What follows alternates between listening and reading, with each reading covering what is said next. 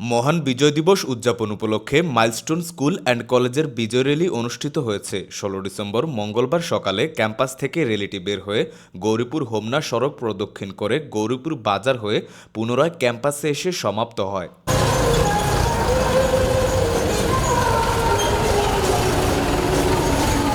র্যালিতে নেতৃত্ব দেন milestone school and কলেজের প্রিন্সিপাল দীপু মনি। এ সময় শিক্ষক, শিক্ষার্থী ও অভিভাবক অংশগ্রহণ করেন। র্যালি শেষে স্কুল মাঠে ডিসপ্লে অনুষ্ঠিত হয়।